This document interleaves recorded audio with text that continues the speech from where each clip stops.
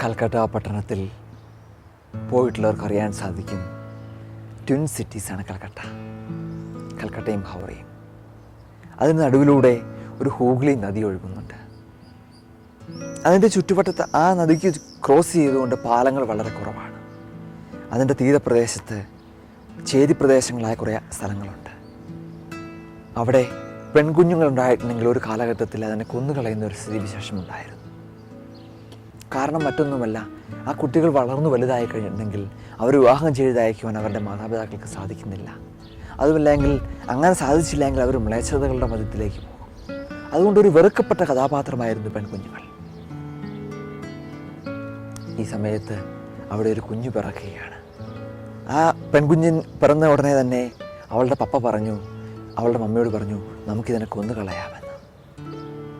ആ അമ്മ പറഞ്ഞു, ഇല്ല, ഞാനിതിനെ കൊന്നുകളയില്ല, എൻ്റെ പൊന്നോമന കുട്ടിയാണ് ഇവളകൾ. അങ്ങനെയെങ്കിൽ നിനക്ക് ഈ വീട്ടിൽ സ്ഥാനമില്ല, നീ കുഞ്ഞിനെയും എടുത്തുകൊണ്ട് ഇവിടുന്ന് പോയിക്കൊള്ളുക എന്ന് അവളുടെ പ്രിയതമൻ അവളോട് പറഞ്ഞു. ഈ സമയത്ത് ഈ സ്ത്രീ തൻ്റെ കുഞ്ഞിനെ മാറോടെ എടുത്തു പിടിച്ചുകൊണ്ട് പുഴയുടെ ഒരു സൈഡിൽ നിന്ന് മറ്റൊരു സൈഡിലേക്ക് ഒരു തോണിയിൽ യാത്ര ചെയ്യുകയാണ്. തൻ്റെ കുഞ്ഞിനെ എങ്ങനെയും രക്ഷിക്കണമെന്നുള്ള ആശയോടുകൂടി. പക്ഷേ അൺഫോർച്ചുനേറ്റ്ലി ആ പുഴയുടെ നടുക്കെത്തിക്കഴിഞ്ഞപ്പോൾ ആ തോണി മറിയുകയും അതിലുണ്ടായിരുന്നവരെല്ലാം മരിക്കുകയും ചെയ്തു. ജഡങ്ങളെല്ലാം തീരത്തേക്ക് അടുപ്പിച്ചുകൊണ്ടിരുന്നു. അന്നത്തെ മുഖ്യമന്ത്രിയായ ജ്യോതി ബസു ഈ രംഗം കാണുവാനായിട്ട് കടന്നു വരികയുണ്ടായി. ഓരോ ജഡങ്ങൾ ഇങ്ങനെ അടുപ്പിച്ചുകൊണ്ടിരുന്നപ്പോൾ അവരുടെ ഉറ്റവരും ഉടയവരും കിടന്ന് നിലവിളിക്കുന്ന ഒരു സ്ഥിതിവിശേഷമാണ് കാണാൻ സാധിച്ചത്. അവസാനം വന്നത് ഈ അമ്മയുടെയും കുഞ്ഞിൻ്റെയും ജഡമാണ്. ആ കാഴ്ച കണ്ട് എല്ലാവരും പൊട്ടിക്കരഞ്ഞു പോയി. കാരണം മറ്റൊന്നുമല്ല, രണ്ടുപേരും മരിച്ചിരുന്നു. പക്ഷേ രണ്ടുപേരും മരിച്ചിരുന്നെങ്കിൽ തന്നെയും മരണത്തിലും തൻ്റെ കുഞ്ഞിനെ ഇങ്ങനെ മാറോട് ചേർത്ത് പിടിച്ചിരിക്കുകയാണ്.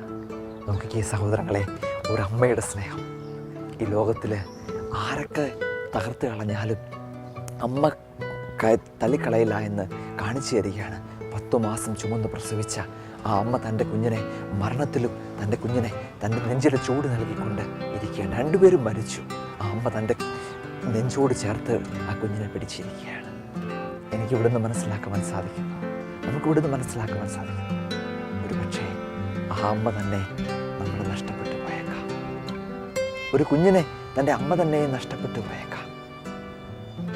എന്നാൽ യെശയ്യാ പ്രവാചകന്റെ പുസ്തകം 49-ാം അധ്യായം 15-ാമത്തെ വാക്യം പറയുന്നുണ്ട്, ഒരു കുഞ്ഞിനെ തൻ്റെ അമ്മ മറക്കുമോ? പെറ്റമ്മ തൻ്റെ മകനെ മറന്നാലും ഞാൻ തന്നെ മറക്കുകയില്ല. ദൈവത്തിൻ്റെ സ്നേഹമെന്ന് പറയുന്നത് അത്രയ്ക്ക് വളരെ വലുതാണ്. ദൈവത്തിന് നിന്നെ ആവശ്യമുണ്ട്. ആർക്കും വേണ്ടാത്ത നിന്നെ ആവശ്യമുണ്ട്. യെശയ്യാ പ്രവാചകന്റെ പുസ്തകം പറയുന്നുണ്ട് 30-ാം അധ്യായം 20-ാമത്തെ വാക്യം, കർത്താവ് നിങ്ങൾ കഷ്ടത്തിൻ്റെ അപ്പവും ഞെരുക്കത്തിൻ്റെ വെള്ളവും മാത്രം നൽകിയാലും നീ നിൻ്റെ സൃഷ്ടാവ് മറഞ്ഞിരിക്കുകയില്ല. നീ ഇടത്തോട്ടോ വലത്തോട്ടോ തിരിയുമ്പോൾ മകനെ മകളെ ഇതാകുന്ന വഴിയെന്ന് പിറകിൽ നിന്നൊരു ശബ്ദം കേൾക്കും. ദൈവത്തിൻ്റെ കരുതലെന്ന് പറയുന്നത് അത്രയ്ക്ക് വളരെ വലുതാണ്.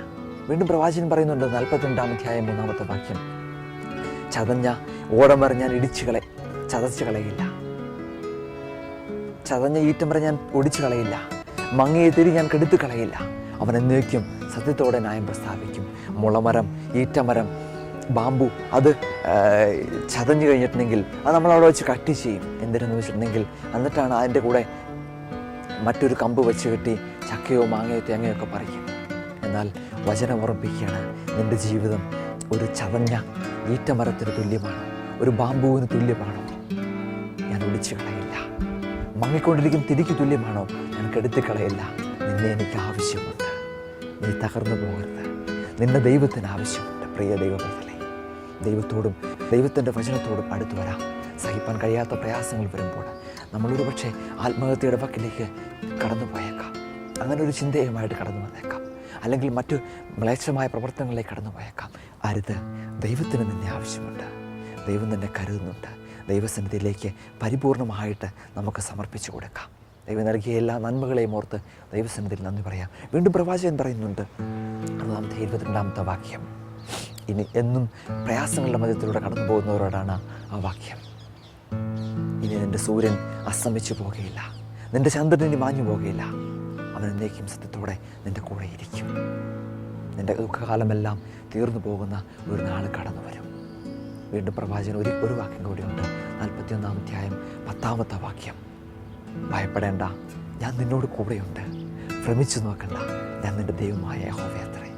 ദൈവത്തോടും ദൈവത്തിൻ്റെ വചനത്തോടും അടുത്തു വരാം. ദൈവം നൽകിയ എല്ലാ നന്മകളെയും ഓർത്ത് ദൈവസന്നിധിയിൽ നമുക്ക് നന്ദികൾ കരയറ്റാം. അലങ്കാരിക ഭാഷയിൽ പറഞ്ഞാൽ ദൈവത്തിൻ്റെ സ്വപ്നങ്ങൾ മണ്ണിൽ കുഴിച്ചെടുത്ത ദുർബല ജീവിതത്തിലെ മനുഷ്യൻ. ആത്മീയ അഹന്തയുടെ പിൻബലത്തിലും ഇത്തിരി പോകുന്ന ശാസ്ത്രത്തിൻ്റെ പൊയ്ക്കാലുകളിലും ഈ അടിസ്ഥാന നിയമം നിഷേധിച്ചിട്ടുണ്ടെങ്കിൽ ദൈവം നമുക്ക് മാപ്പ് നൽകട്ടെ എന്ന് പ്രാർത്ഥിക്കാം. വർഷങ്ങൾക്ക് മുമ്പ് ആകാശത്തിൻ്റെ അനന്തതകൾ അന്വേഷിച്ച് ആകാശത്തട്ടിലേക്ക് യാത്രയായ അമേരിക്കയുടെ കൊളംബിയ എന്ന് പറയുന്ന ആകാശപേടകം ആകാശത്തിനും ഭൂമിക്കും മധ്യേ 1000 കഷ്ണങ്ങളായി പൊട്ടിച്ചേറിയപ്പോൾ അമേരിക്കയുടെ പ്രസിഡന്റ് ഇങ്ങനെ പറഞ്ഞു, ദൈവം അറിയാതെ ഒന്നും സംഭവിക്കുകയില്ല. ഞങ്ങൾ അമേരിക്ക ഇന്നലകളുടെ പാഠങ്ങൾ ഉൾക്കൊണ്ടുകൊണ്ട് നാളുകളിലേക്ക് ചുവടുവെച്ച് കയറും. ദൈവസന്നിധിയിലേക്ക് പരിപൂർണമായിട്ട് നമുക്ക് സമർപ്പിച്ചു കൊടുക്കാം. ദൈവം നൽകിയ എല്ലാ നന്മകളെയും ഓർത്ത് ദൈവത്തോട് നന്ദി പറയാം. ആയതിന് ഈ സ്വർഗീയ സാന്ത്വനം എന്ന് പറയുന്ന ഈ സംരംഭം നിങ്ങൾക്ക് സഹായകരമാകട്ടെ എന്ന് ഓർമ്മിപ്പിച്ചുകൊണ്ട് നിർത്തുന്നു. ദൈവത്തിൻ്റെ നാം മാത്രം മഹത്വം.